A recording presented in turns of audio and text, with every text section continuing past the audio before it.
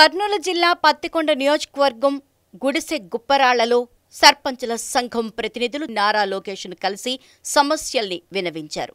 గ్రామ సచివాలయాలు, వాలంటీర్ వ్యవస్థను సర్పంచుల ఆధీనంలోకి తీసుకురావాలి. పంచాయతీలకు చెందాల్సిన నిధులను సిఎఫ్ఎంఎస్, పీడీ అకౌంట్ల నుంచి జగన్ సర్కార్ చెప్పకుండా దారి మళ్లిస్తోందన్నారు. 2022-23 ఆర్థిక సంవత్సరానికి కేంద్రం విడుదల చేసిన ఆర్థిక సంఘం నిధులు వెంటనే పంచాయతీలకు ఇవ్వాలి. గ్రామ సచివాలయాలకు ప్రభుత్వం ఇస్తున్న 20 లక్షల నిధులను ఎమ్మెల్యే ద్వారా కాకుండా సర్పంచుల ద్వారా అభివృద్ధి చేసే విధంగా చర్యలు తీసుకోవాలని కోరారు.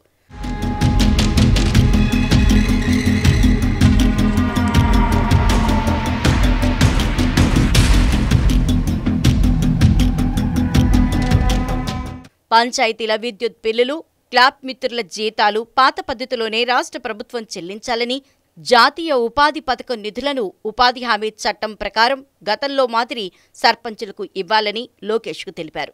సర్పంచ్, ఎంపీటీసీలకు 15,000, ఎంపీపీ, జడ్పీటీసీలకు 30,000 గౌరవ వేతనం చెల్లించేలా చేయాలని లోకేష్కు సర్పంచుల సంఘం విజ్ఞప్తి చేసింది. సర్పంచుల సమస్యలపై నారా లోకేష్ సానుకూలంగా స్పందించారు.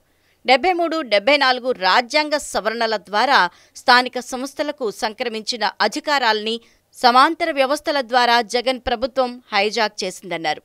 రాష్ట్ర వ్యాప్తంగా పంచాయతీలకు కేంద్రం ఇచ్చిన 7,880 కోట్ల రూపాయల నిధులను జగన్ రెడ్డి ప్రభుత్వం స్వాహా చేసిందని నారా లోకేష్ తెలిపారు.